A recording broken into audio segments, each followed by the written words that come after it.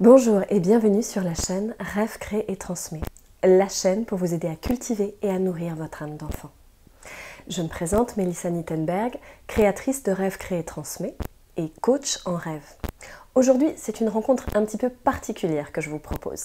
Si vous aimez les mots, si pour vous la lecture est une passion et l'écriture un coup de foudre, alors je pense que vous allez l'aimer et l'adorer. La personne que je vais vous présenter est une personne qui a cette capacité d'utiliser les mots et de les faire sonner et vibrer comme des notes de musique pour nous emmener voyager à travers les mots et les histoires. Alors ne bougez pas, tout de suite nous accueillons Anne Payan.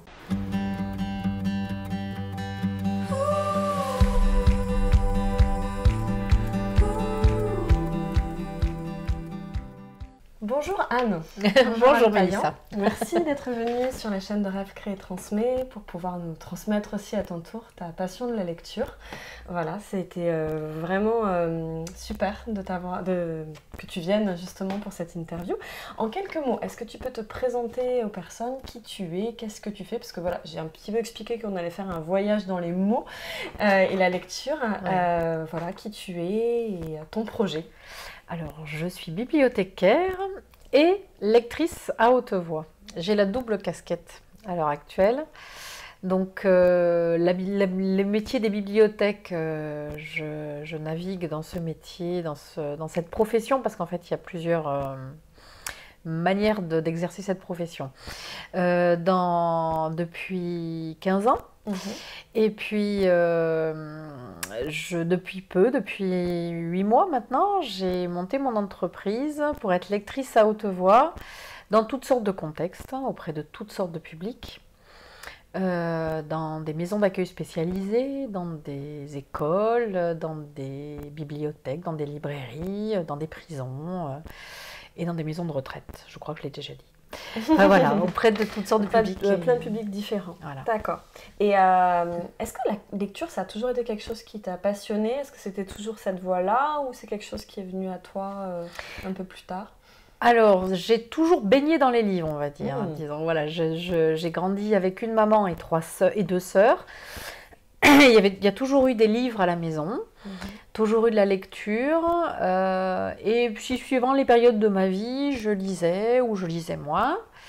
Et puis ça a commencé à s'accélérer quand j'ai été étudiante en fait, une fois passé les examens et qu'on me permettait de lire ce que je voulais lire. Je savourais chaque bouquin que j'avais le droit de choisir. Voilà, j'ai beaucoup souffert pendant les études de lettres qu'on nous impose. Je ne pouvais pas lire autre chose que ce qui était demandé en cours d'année parce que le programme était chargé. Et donc voilà, je pense que c'est une fois l'âge adulte arrivé et ces expériences littéraires ont commencé à se multiplier parce que j'avais vraiment besoin d'avoir mes propres choix, mes propres envies de lecture. Et du coup, qu'est-ce qui s'est passé pour qu'à un moment donné, tu te dises je vais quitter un peu, ma bibliothèque et je vais aller me mettre à lire comme ça pour tout le monde, pour qui veut. C'est l'évolution en fait professionnelle qui m'a été imposée plus ou moins, qui a fait que je me retrouvais plus en fait dans la manière dont je devais exercer mon travail. Je pouvais pas autant approfondir les directions qui me tiennent à cœur comme par exemple l'animation en bibliothèque. Et donc voilà, j'ai vraiment ressenti le besoin d'aller creuser ailleurs, de faire un sillon. Voilà, et je sentais que, en plus j'avais n'ayant pas peur des mots, des qualités personnelles à exploiter.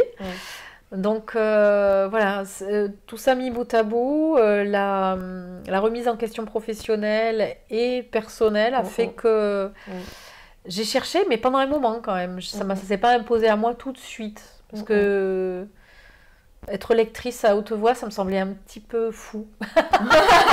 C'était un rêve un peu fou. Mais oui, ça me semblait, enfin même à mon entourage, annoncer que j'allais être lectrice à haute voix, ça me semblait un peu absurde en fait. Oui, bon, tu vas ouvrir un livre et tu vas lire. Et puis, mais je sentais bien que derrière, il y avait un potentiel énorme il y avait plein de choses à proposer et à faire. Et quand j'en ai parlé, en fait, mon entourage n'a pas trouvé ça si fou que ça. Et ça m'a aidé aussi. Donc voilà, je vais au-delà de ce que tu m'as demandé, mais non. Voilà, c'est vraiment l'inconfort en fait professionnel à la base et personnel, certainement dû à l'âge, qui a fait que j'avais besoin d'aller chercher au-delà de ce que je faisais.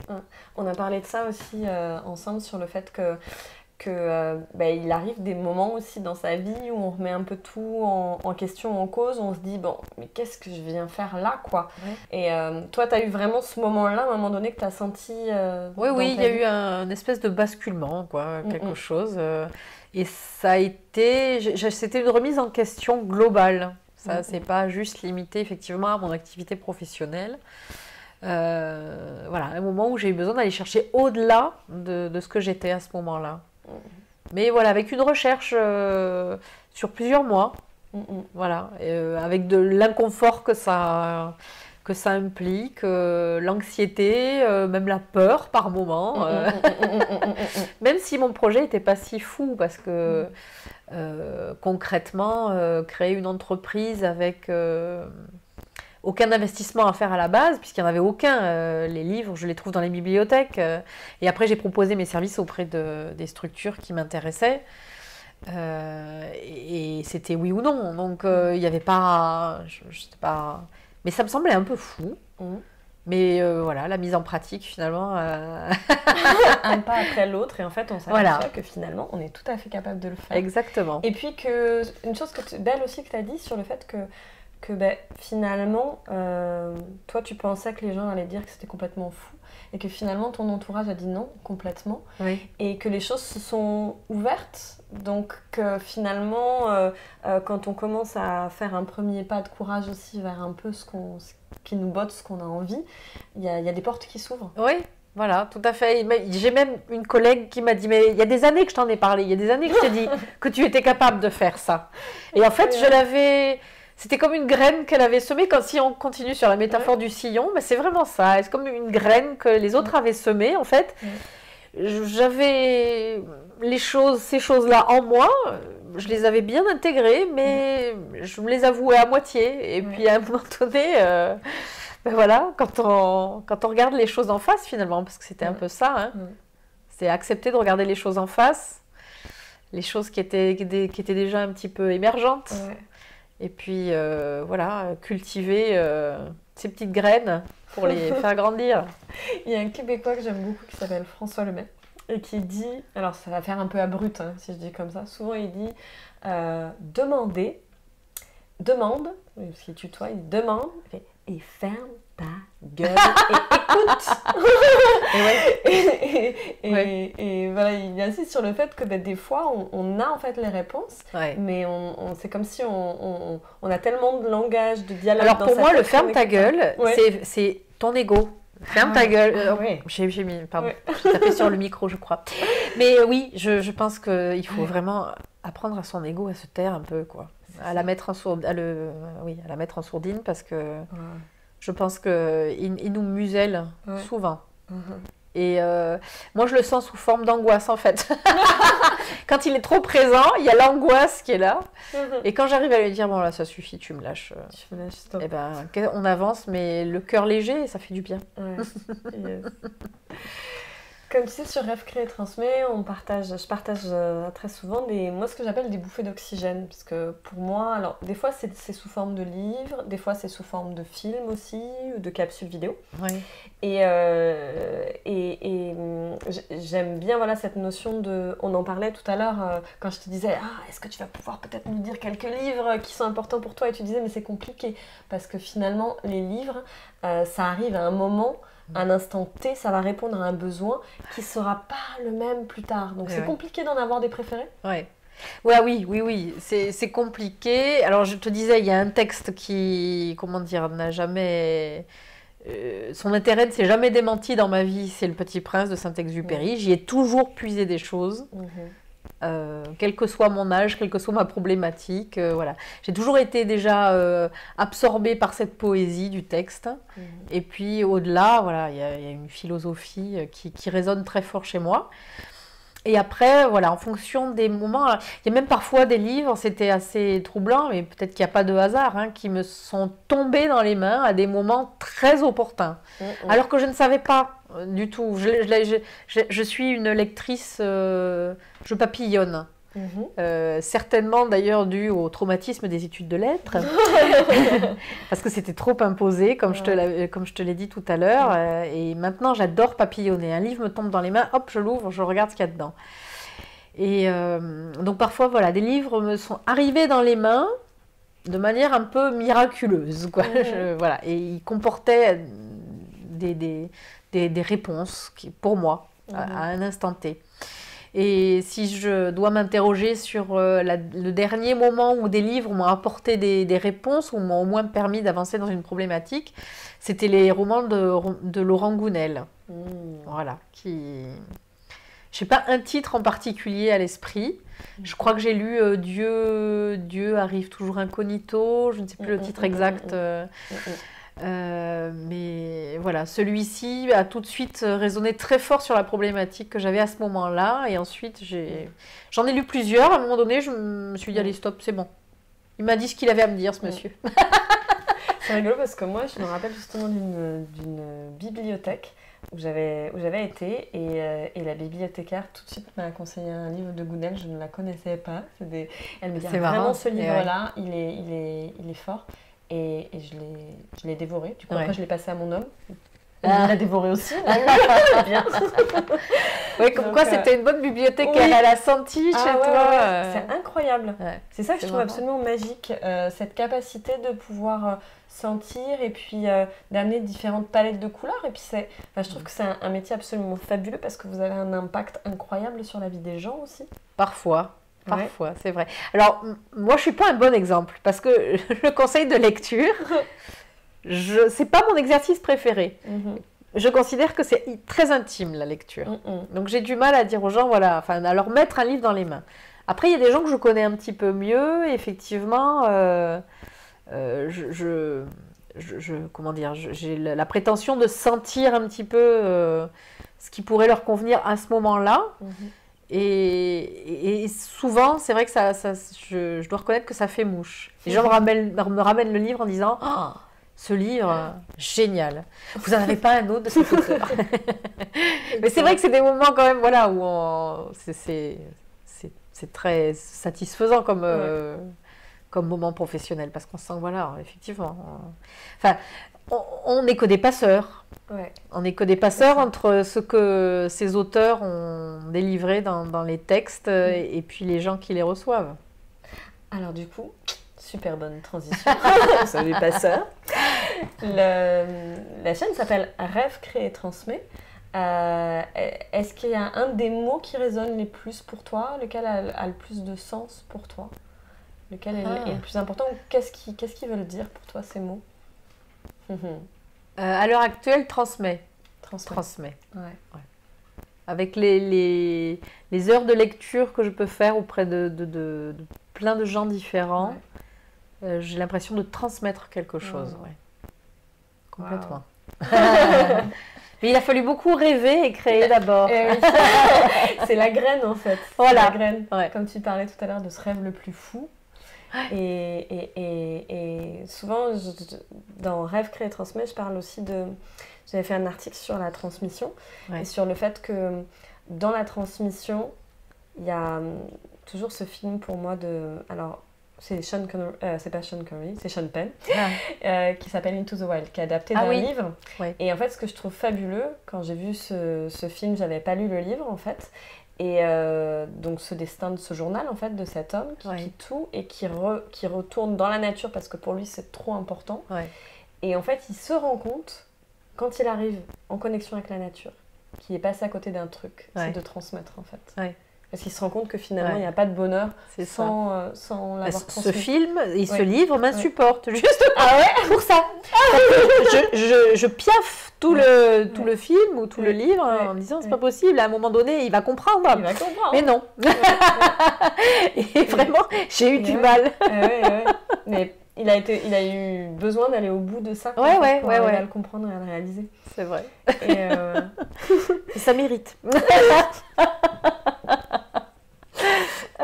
dernier point, on parle aussi pas mal. Donc, tu es maman. Ouais. Tu as 3 enfants. Ouais. Waouh. Qui commencent à grandir maintenant. Comment tu fais pour arriver à nourrir en même temps tes projets de création, pour en même temps arriver à être aussi avec eux, arriver à trouver un peu cet équilibre, reprendre des bouffées d'oxygène aussi pour pouvoir y retourner Bon, je dois dire déjà que j'ai la chance d'être à mi-temps sur mon travail de bibliothécaire. Que malgré le temps que me prend aussi mon activité de lectrice, parce que j'y consacre, voilà, j'y travaille sérieusement. Je prépare beaucoup mes séances, je me documente, je cherche, j'élabore des petits formats d'animation. Mais malgré tout, ça me laisse quand même du temps de libre. Et donc après, ce qui est nécessaire, c'est une bonne organisation, comme beaucoup de mamans. Voilà, on met en place une organisation. Mes enfants grandissent aussi, donc ça me, voilà, ils me sollicitent un peu moins. Ça, c'est la petite phrase pour ceux qui ont des enfants en bas âge. C'est-à-dire que ça va durer un temps, mais pas tout le temps. Hein. Non, mais voilà, pour avoir expérimenté le travail à temps plein avec les 3 enfants, plus les activités que je souhaitais mettre en place à côté, voilà, je sais qu'il y a des moments où c'est très dur, quoi. Mais comment dire, je peux à l'heure actuelle, mais aussi parce que j'ai fait des choix, voilà, choix financiers, choix familiaux. Je peux maintenant organiser ma vie comme je le souhaite pour pouvoir me réaliser moi, quoi. C'était vraiment ça l'objectif au final, pouvoir me réaliser moi. Donc voilà, j'ai demandé ce mi-temps et j'en ai parlé avec mon mari qui m'a dit mais si tu as besoin de le réaliser, mais fais-le. Je demande à mes enfants aussi de respecter cet espace dont j'ai besoin maintenant parce qu'ils sont en âge de l'entendre et de le comprendre. Donc voilà, c'est vraiment une question d'organisation. Après, voilà, à l'heure actuelle, on est en équilibre. Après, je sais très bien que la vie est ce qu'elle est et que ce ne sera pas toujours comme ça. Mais à l'heure actuelle, je savoure. Et c'est beau aussi ce que tu dis. En fait, il y a une question d'organisation. Ça, beaucoup de mamans en parlent. Mais tu parles aussi du fait qu'il y a un soutien, parce qu'il y a un homme derrière. Et oui. Aussi. Donc c'est une équipe. Ouais. Et ce que je trouve beau dans ce que tu partages, c'est le fait que y a ton homme qui est là et qui t'a soutenu aussi dans ton projet. Et les enfants. Et les enfants. Ça aussi, c'était quelque chose d'un peu nouveau parce que quand les enfants sont petits, eh bien, ils mènent leur vie. Ils ont un jardin secret, enfin un jardin personnel qui est bien nourri. On a le nôtre. On grandit en parallèle et on les aide un peu, voilà, à évoluer. Et maintenant, ces grands-enfants, ils ont leur sphère qui s'est bien étoffée. Et moi, j'ai commencé à leur dire, moi, je vais étoffer la mienne aussi. Elle va changer, la mienne de sphère. Et ils m'ont regardé un peu avec émerveillement, en fait. Et en disant... Tu vas faire ça, mais c'est génial. Et quand j'ai commencé à leur raconter mes premières expériences de lecture, ils me disaient oh là là, mais voilà ces échanges qui se sont créés autour de ça ont permis aussi à notre relation d'évoluer et à moi de grandir. C'est vrai que c'est fort. C'est beau. Ça nourrit en fait aussi et du coup. Mais je pense que c'est quand on est juste avec soi en fait. Quand on est juste avec soi et avec ce qu'on veut faire, j'imagine que c'est le juste cheminement des choses, quoi. On peut qu'entraîner derrière soi, a priori. Enfin, voilà, je dis ça, je suppute. Dernier point, j'aimerais bien du coup que, bon, pas que tu nous lises, on aurait pu, mais bon, du coup on aurait fait différemment, mais que tu nous partages une petite phrase de Saint-Exupéry qui te plaît, qui t'inspire, qui est comme un mantra en fait que tu gardes. Oui. Est-ce que tu peux... Ah oui. Qui dit ça à qui d'ailleurs? C'est le renard qui dit ça au Petit Prince, au moment de le quitter. Pour l'encourager et l'aider à mener son chemin, il lui dit « L'essentiel est invisible pour les yeux, on ne voit bien qu'avec le cœur. » Oh là là. Puis alors, vous entendrez Anne en plus. Moi, je l'ai déjà entendu, c'est un vrai bonheur, c'est un vrai voyage, on fonce. Alors justement, pour ces gens qui nous écoutent, qui se disent, bah, tiens, moi j'aimerais bien aller écouter Anne. Comment ça se passe? Comment ils peuvent te trouver? Est-ce que tu as un site, une page Facebook? Oui, j'ai une page Facebook, à voix haute. À voix haute. À voix haute, tout accroché. Ouais. Si vous me cherchez, vous me trouvez. Et j'ai un compte Instagram aussi. D'accord. Voilà, et puis après, il y a des articles qui paraissent régulièrement dans la dépêche, parce qu'il y a des gentils correspondants qui font des articles pour... Voilà, donc après, effectivement, l'actualité y est citée, mais à l'heure actuelle, je fais des lectures dans des structures, comme je te l'ai dit, voilà, où c'est pas public, mais je vais aussi régulièrement à la librairie Les Passantes à l'Union, pour les tout petits. Pour ceux qui sont dans la région 31. Voilà. Mais si par exemple, je ne sais pas, j'ai quelqu'un dans la France qui voit cette chronique et qui se dit mais moi j'aimerais bien qu'Anne vienne animer un moment, je ne sais pas, pour une fête. Ou alors des fois il y a aussi des temps, ça s'est beaucoup fait des lectures en appartement ou des soirées lecture. Est-ce que c'est quelque chose que tu peux faire? Oui, tout à fait. Tout nouveau projet m'intéresse. C'est vraiment, je suis dans cette dynamique-là. Ouais. On m'a déjà proposé à plusieurs reprises des goûters d'enfants et voilà, avec grand plaisir. Ça s'est pas encore fait, mais voilà, pareil, une petite graine qui est arrivée et avec grand plaisir. Wow. Puis suivez l'actualité parce que je sais qu'il s'en vient des choses. Anne a plus d'un talent dans son sac et peut-être un spectacle peut-être à venir, on verra. Oui, voilà, avec une amie avec qui on pourrait monter un projet. C'est pareil. Toujours une petite graine. Elles sont intéressantes, ces petites graines. J'ai ma petite poche là. Et alors, suivez bien la page Facebook d'Anne. Anne, vraiment, je te remercie. Avec grand plaisir. Pris ce temps pour venir nous partager tout ça. Donc, c'est comme d'habitude, si vous avez aimé aussi cette interview, n'oubliez pas de mettre des petits pouces en l'air parce que ça nous permet de le savoir, de poster aussi des petits commentaires si vous avez aimé des choses, s'il y a des choses aussi, vous aviez des questions sur des livres ou des choses qu'on a pu dire et puis si on peut répondre aux questions, vraiment on le fera avec grand plaisir.